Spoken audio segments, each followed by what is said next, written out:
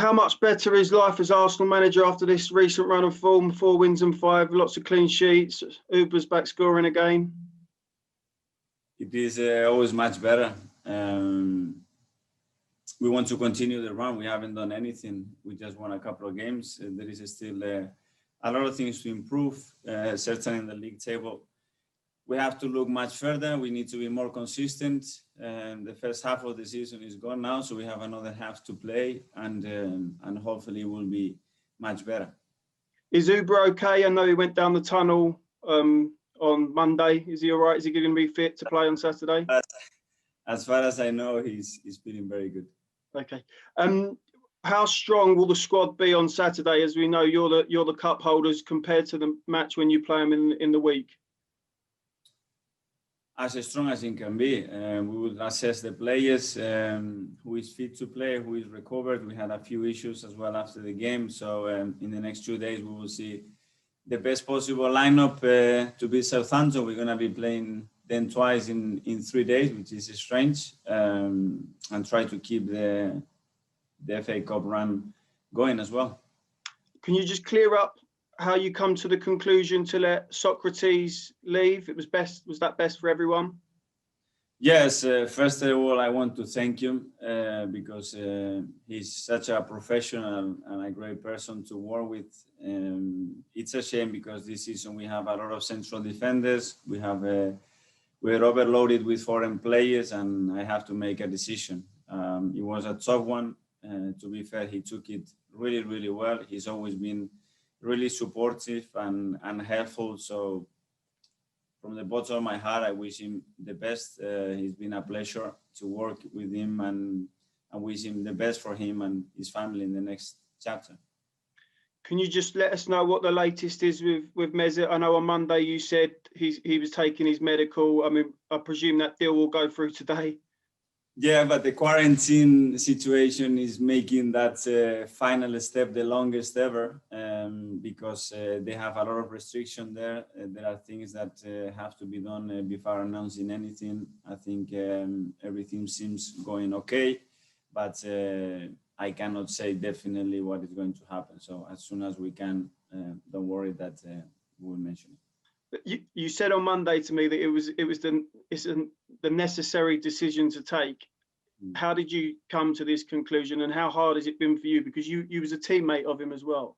Yeah, for many different reasons. There is a history here, what happens as well in the last few years, how things develop, how I believe that the team should evolve for the future, and his position at the club. And I play with such an importance that is not playing, that is not in the squad, is a really difficult situation to sustain for both parties, because the player wants to play and we cannot give him the minutes, and obviously that situation has to be resolved. He's a very talented footballer, but it just doesn't fit in your team. Is that fair to say? He's a great footballer. He's a really talented footballer. He's a player that has done a lot for the football club. But at the moment, I want to take the team in a different direction. And if we would have more options, maybe he was part of some plans. He was part of some plans at the start, and he wasn't anymore at the end. Thank you. Good luck Saturday. Thank you. Thank you. Ian at TalkSport. Hi, Mikel. How are you?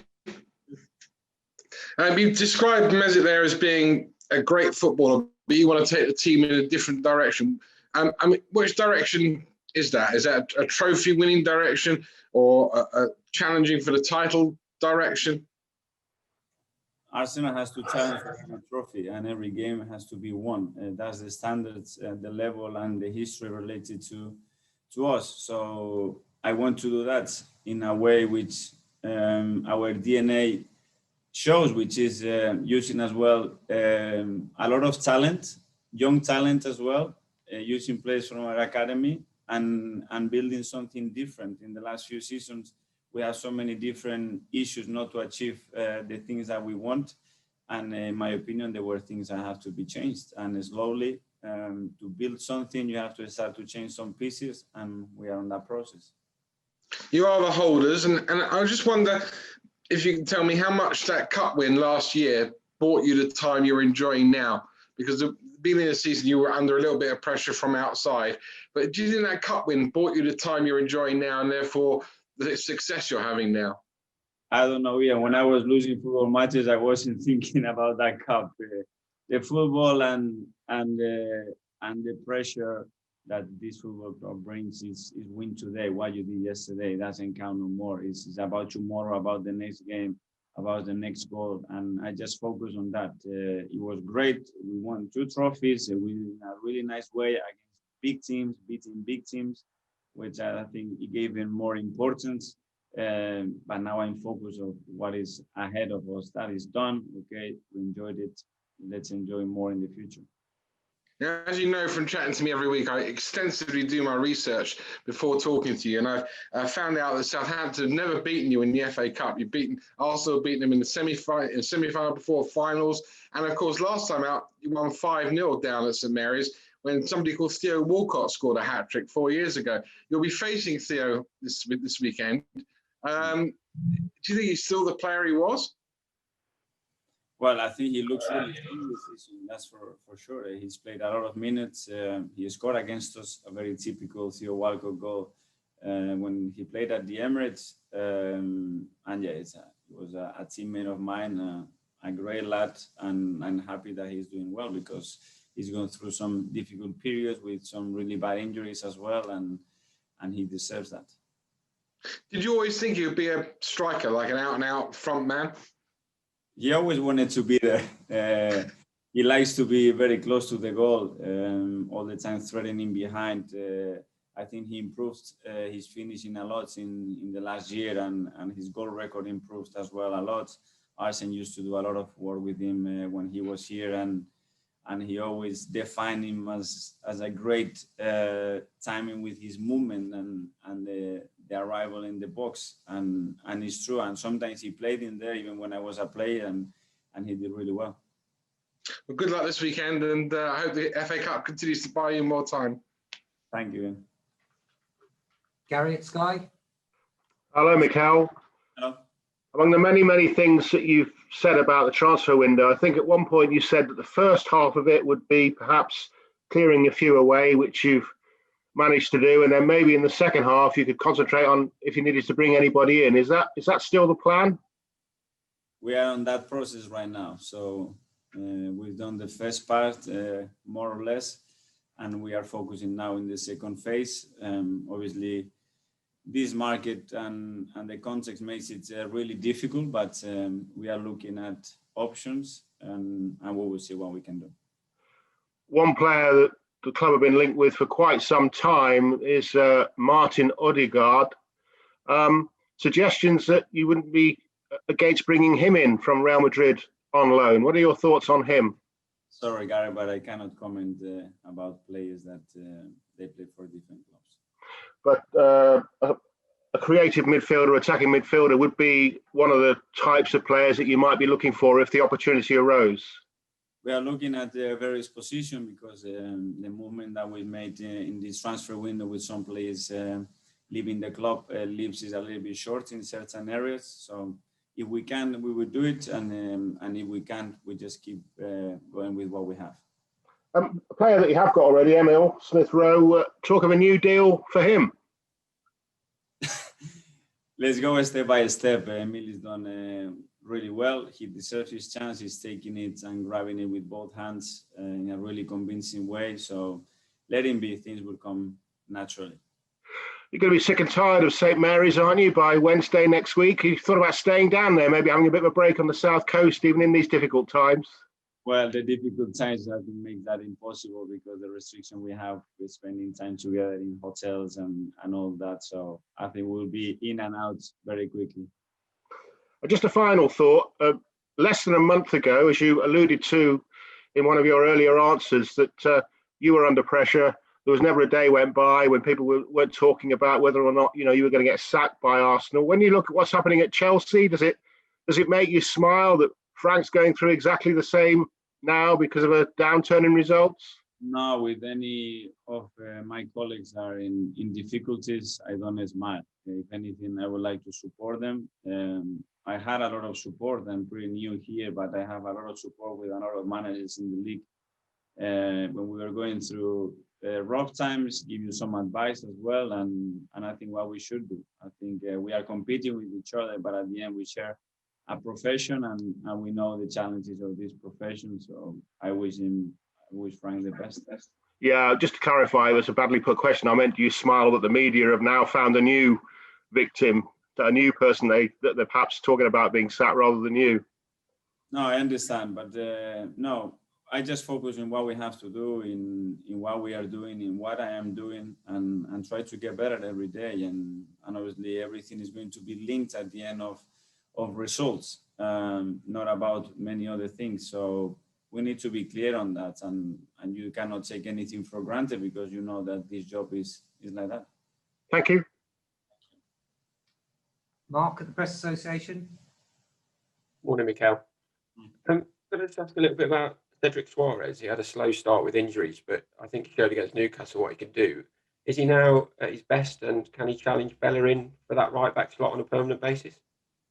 Well, yes, he joined us. He had various injuries and some difficult times, as you mentioned, and it took him a little bit of time to adapt, to get completely free, and now the chances to play. The best thing with Cedric is the way he takes this profession, the way he trains, the way he prepares himself. So every time that we had to use him, he was always ready. He's always fit to compete, even not playing for many parts of the season. When he had to play 120 minutes, he was completely ready. And the other night, I think he had a really good game.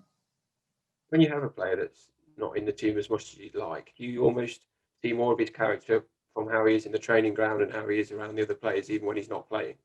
When I see someone behaving like he's done, training like he's done, all the time trying to help, accepting my decision, which at the end is tough for him, but at the end challenging it in a way where he's all the time competing in training, when he has the chance to play, do it well, and all the time asking for reason why he's not playing, why he has to do better. I just want to reward this kind of behavior and plays, and Cedric is on that for sure.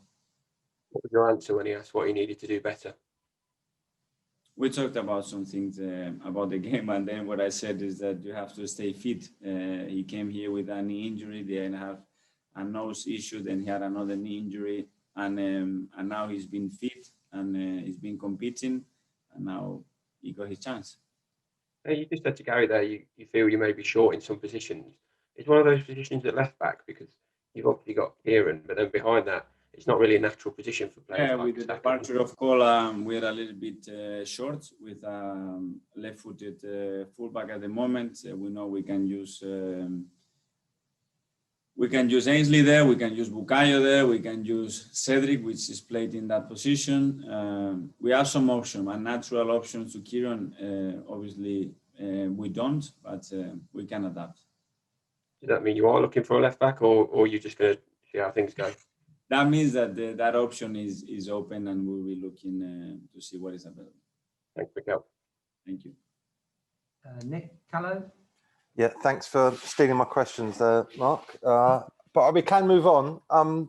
Before the last round, Mikel, I asked you whether Flo Balogun was fit, available, and in your squad. And you said he was fit and available, but we haven't sort of seen or heard from him since. Is this because he wants to leave the club that you're just not involving him anymore? No, if anything, regarding his contractual situation with the club, I just want to convince him that he has a future at the club, and not sending the opposite message. Before, he wasn't training with the first team. We changed that. He's been training with us a lot. He's improving every single day. He's showing a real hunger and desire to be with us. And we're all trying to get something done, because we want him to stay. And we have to go step by step. I think he's made some big steps in the last few months where he wasn't even training, and then he had a few good games for us. So the steps are there in every way, and we just want to try to keep him. So why hasn't he been involved in any match day squads? Just not because fit, the or? competition we have now in front positions, and because there are other players that they haven't had many minutes, and they played in the FA Cup, and it takes time, and and we have to respect that pathway. Eddie as well is not playing a lot recently as well, and he's in front of him at the moment, and we have to be calm and respectful. So he hasn't told you he's agreed a deal to go to a foreign club at the end of the season? Excuse me, Nick? He hasn't agreed a deal to leave the club at the end of the season then? As far as I know, no. Okay. Just a quick question about the cup. Ever since Arsene Wenger said how difficult it was to finish top four, and top four was like a trophy, there's been a debate about the importance of finishing top four Champions League and the FA Cup. For you now as a manager, what is the most valuable prize for you? Top four FA Cup? I wouldn't like to choose. I would like both, Nick. We want to win every competition that we are involved. Obviously, the next step for us is to be competing in the Champions League again. And Arsene mentioned that, and it's just a few years ago, and I agree with that because the competition was getting bigger and bigger. And in the last 3 years, that level has gone to another dimension. But this is the level that we need to achieve, and we need to get, and we need to be closer and closer to that each year. I get your point. You can't celebrate a top four like winning a cup, can you? No, you can't. But as well, you have to know your reality. And when you are 35 or 40 points behind the winner of the competition, to close that gap in 1 year, it's very unrealistic. Me personally, I haven't seen it done. Okay, thanks very much. Cheers, Mikel. James, ESPN. Morning, Mikel. Firstly, just a general question about the window. January tends to be quite quiet anyway, but do you think for all the clubs it's maybe the toughest to do business in, given COVID and all the uncertainties that are still around? Yes, because there are unprecedented moments, and I think we're all very cautious and conscious about what we want to do and how we want to do it, how the market is going to evolve. So yeah, we need to be careful. We want to assess every decision really carefully, and then when we are clear about an opportunity, then we'll try to do it.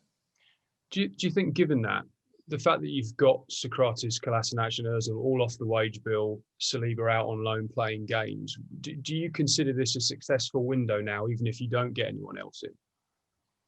Well, we could not carry on with 31 players in the squad. It's unmanageable. And as well, when you have to leave some of the foreign players out, it makes it even more difficult. So to do it for a few weeks is okay. If we do it for months and maintain the health, the ambition, and the chemistry around the place, it's really complicated. So one of the main objectives was to make some decision of how we're going to offset that, and we've done it. Given that, I mean, how much will it help you, do you think, keep building team unity and spirit now that you're going to work with a smaller group? You've got sort of fewer players to disappoint, if you like.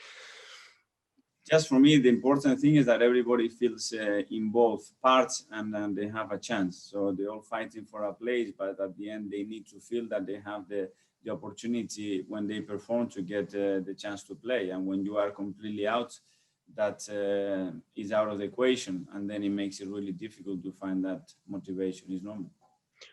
Just finally, a couple of months ago, you said you were trying to find out who was leaking information at the club. I just wondered if you were ever successful with that.